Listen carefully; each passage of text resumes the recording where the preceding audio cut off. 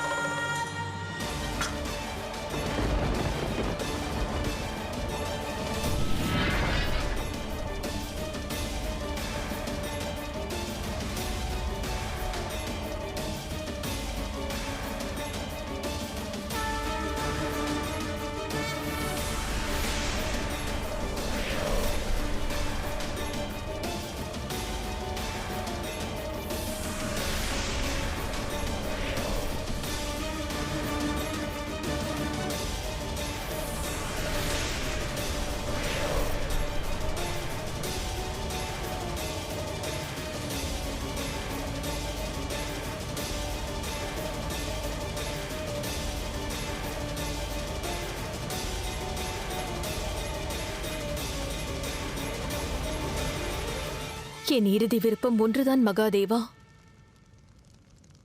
எப்பொழுது நான் ஜனனித்தாலும் அப்பிறவியில் தங்களை மனம் முடிக்க வேண்டும். நான் இனி எடுக்கும் பிறவிகள் தங்களை அடைவதற்கானதாகவே இருக்கும், தங்களுக்கானதாகவே இருக்கும்.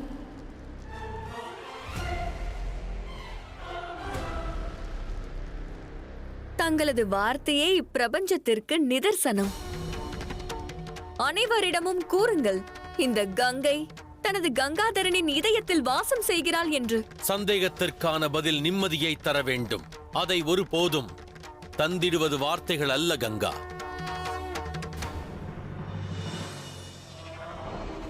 சிவன் மனதில் உள்ளது யாதென்று இப்பிரபஞ்சத்தோர் யாவரும் நன்கு கண்டுணரட்டும், நன்கு கண்டுணரட்டும், நன்கு கண்டுணரட்டும்.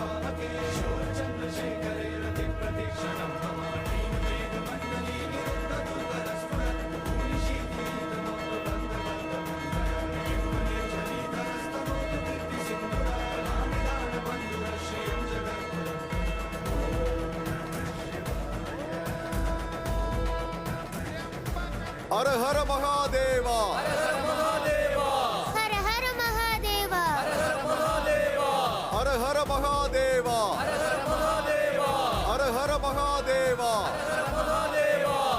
காணுங்கள் தேவி கங்கா, 7 குளங்கள், 7 சமுத்திரங்கள், 10 திசைகள், 3 லோகங்கள், அங்கு வாழும் அனைத்து ஜீவராசிகளும் தெரிகின்றனவா? அந்த ஜீவராசிகளில் தேவர்கள், அசுரர்கள், மானிடர்கள், விலங்குகள், கிண்ணறர்கள், கந்தர்வர்கள், பூதங்கள், பிசாசுகள், வேதாளங்கள், நாகங்கள், கிரகங்கள், சூரியன் மற்றும் புவி, நட்சத்திரங்கள் என்று அண்ட பிரம்மாண்டமும் தெரிகின்றனவா?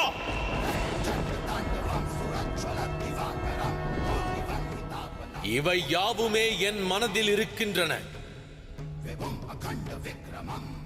இந்த சிவனின் இதயத்தில் அண்ட சராசரமும் வாசம் செய்கின்றன தேவி கங்கா.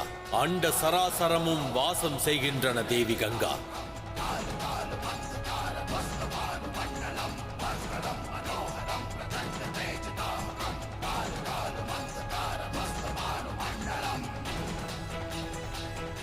எங்கும் வியாபித்திருக்கும் இந்த சிவனின் மனதில் இப்பிரபஞ்சத்தில் உள்ள சிறு அணு வரை வசிக்கின்றன. வாருங்கள் தேவி கங்கா, இதில் தங்களை தேடுங்கள். ஏனெனில் தன்னையே தேடி அறிந்திடுவது சிவத்துவத்தின் தத்துவம். தேடி அறிந்திடுவது சிவத்துவத்தின் தத்துவம். தங்களை பற்றி அறிந்திடுவீர்கள். சிவனின் சக்தியையும் உணர்ந்திடுவீர்கள். சிவனின் சக்தியையும் உணர்ந்திடுவீர்கள்.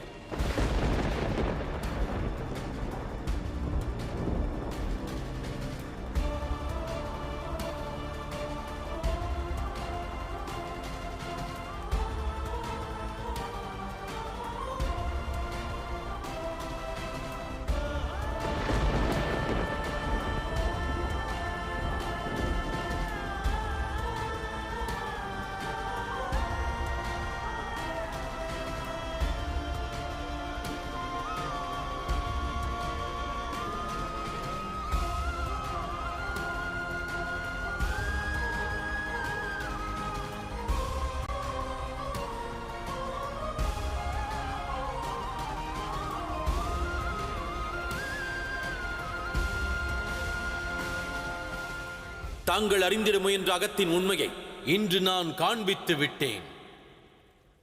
அண்ட சராசரத்திற்கும் நான் காண்பித்து விட்டேன். என் மனதில் இருப்பது யாதென்று இப்பிரபஞ்சத்தோருக்கு நான் விளக்கி காண்பித்து விட்டேன். இப்பொழுது கூறுங்கள் தேவி கங்கா, இந்த சிவனின் மனதில் தேவி கங்கா வாசம் செய்கிறார்களா இல்லையா?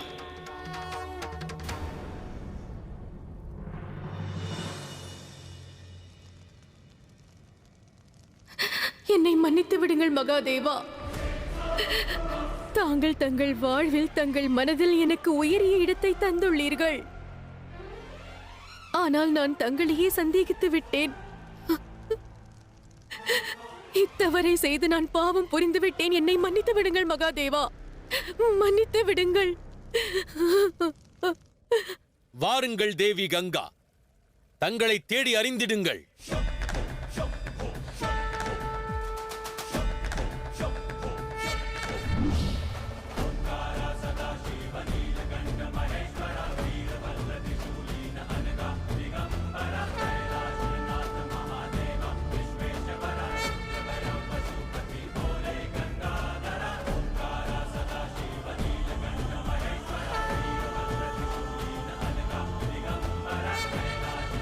நாம் மகாதேவரின் இதயத்தில் வசிக்கிறோம். மகாதேவரின் மனதில் நமக்கும் இடம் உள்ளது.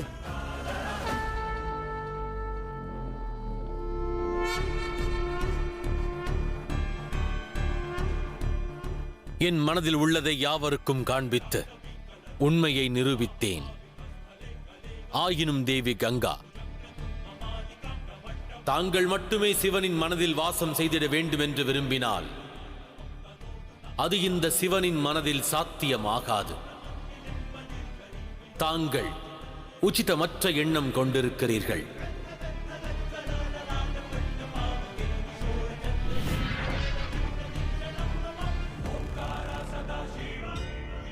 தங்களின் இந்த திருவிளையாடலுக்கும் தங்களின் இந்த ரூபத்திற்கும் நான் தலை வணங்குகிறேன்.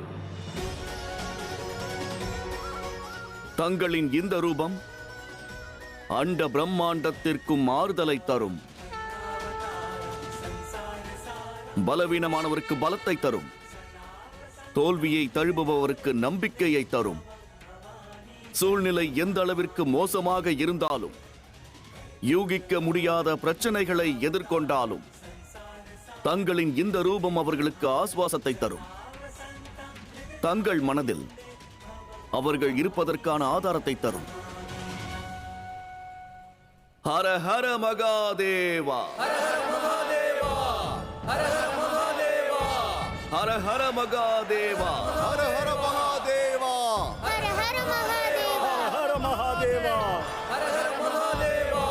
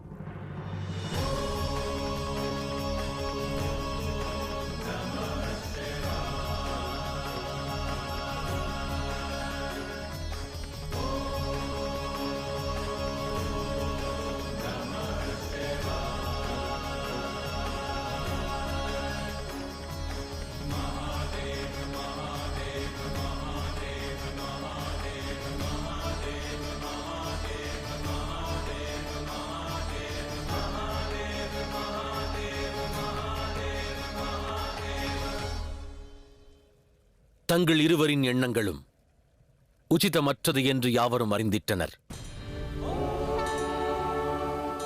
இனி ஏனும் நான் உரைப்பதை கேளுங்கள்.